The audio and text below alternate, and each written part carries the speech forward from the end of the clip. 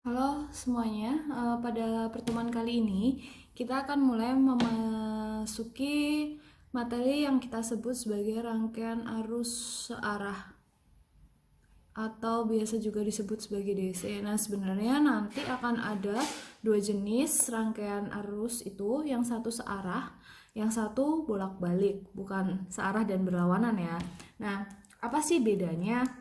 Kalau kita lagi ngebahas tentang rangkaian arus searah, otomatis eh, dia hanya akan bergerak dalam satu arah putaran saja.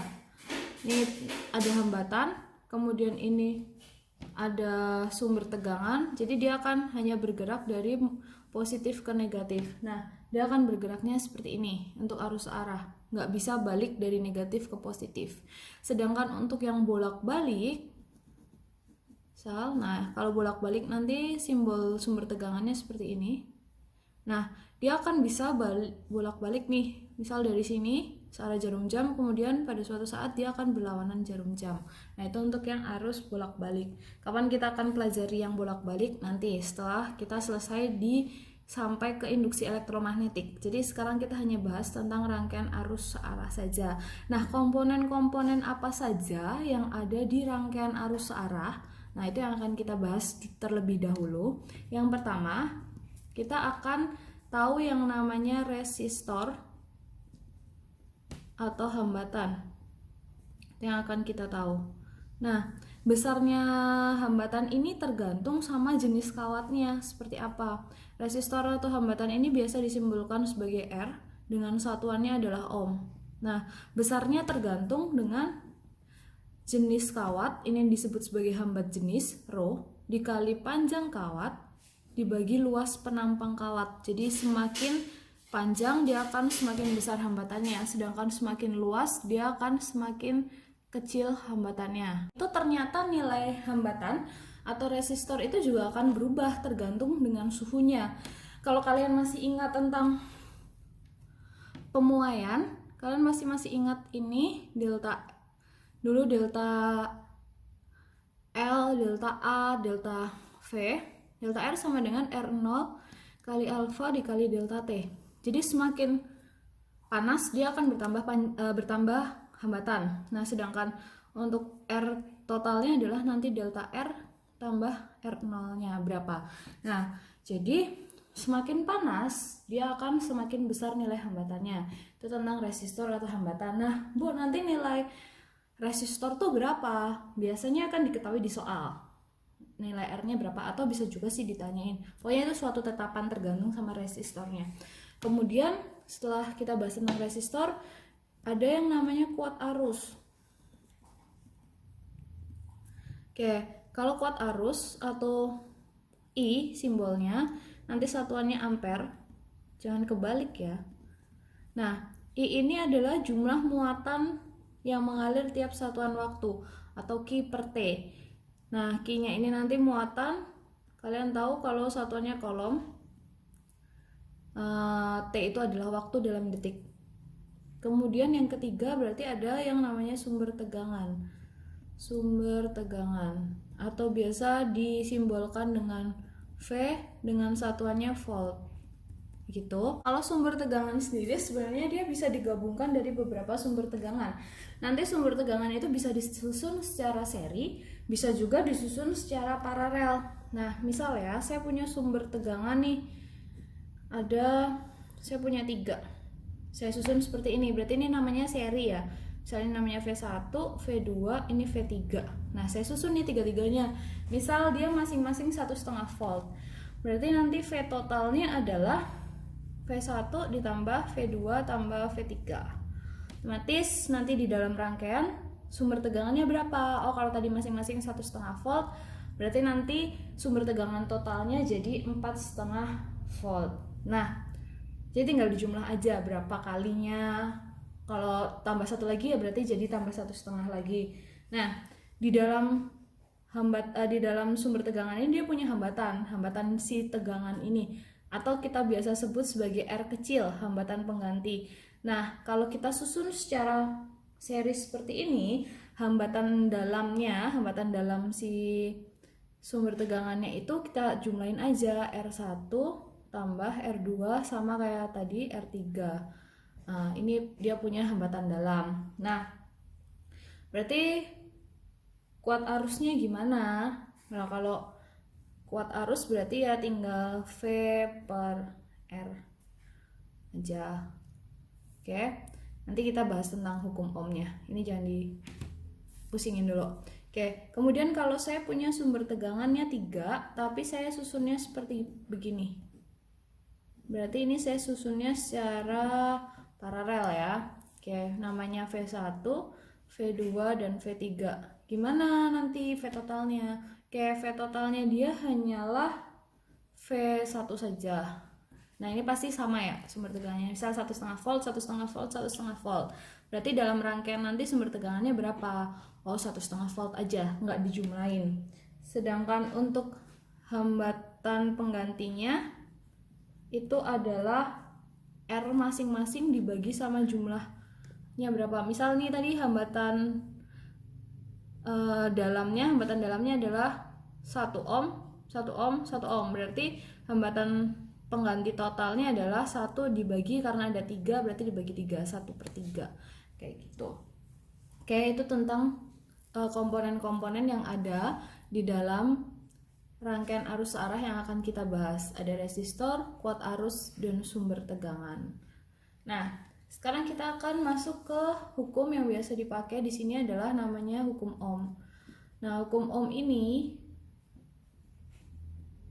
biasanya seperti ini, V sama dengan I kali R.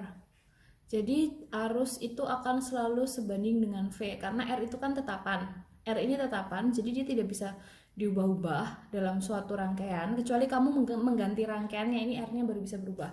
Jadi V sama dengan I kali R. V itu akan selalu sebanding dengan sebanding dengan I selama suhunya tetap. Kalau suhu kan tadi sudah dijelaskan, kalau suhunya naik berarti R-nya naik, otomatis I-nya akan berubah dong. Gitu. Itu tentang hukum ohm.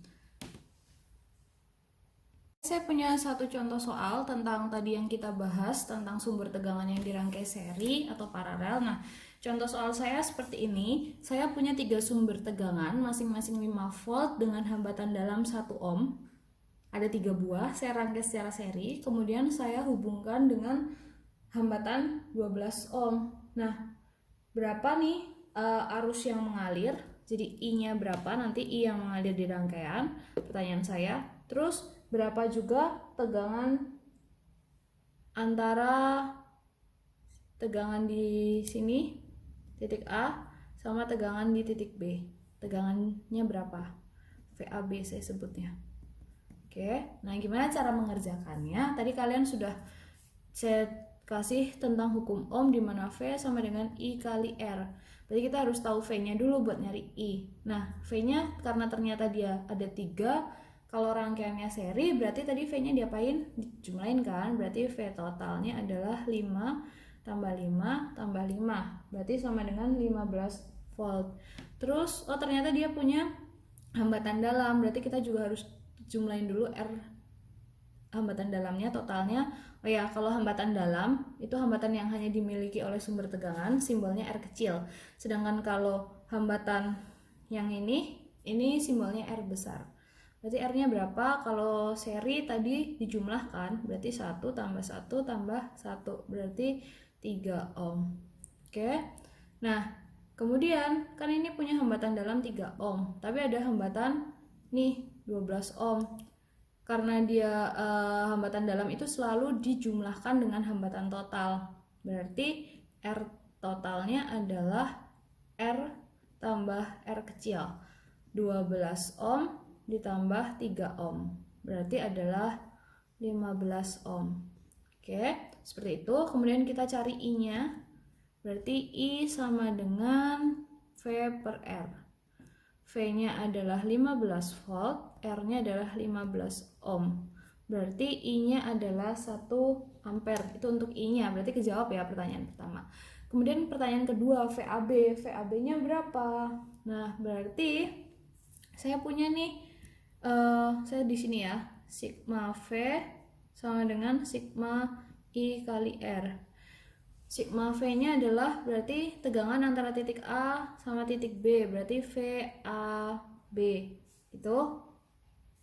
Oke, terus kita lihat nih antara A sama B. Berarti itu sama ini kan ada 15 ya. Tadi ngalirnya begini ya. Oke. Kan dari positif ke negatif. Paham ya? Ini kan positif. Jadi positif ke negatif. Jadi arus listriknya arahnya begini. Oke. Berarti VAB. Oke, kita bisa mengerjakannya boleh ke sini. Ini AB atau boleh begini. Ini juga AB, sama aja. Jadi dari titik A ke B boleh lewat bawah, boleh lewat atas, bebas kalian mau kemana. Nah, kalau saya mau nanti saya kerjakan dengan dua cara aja deh.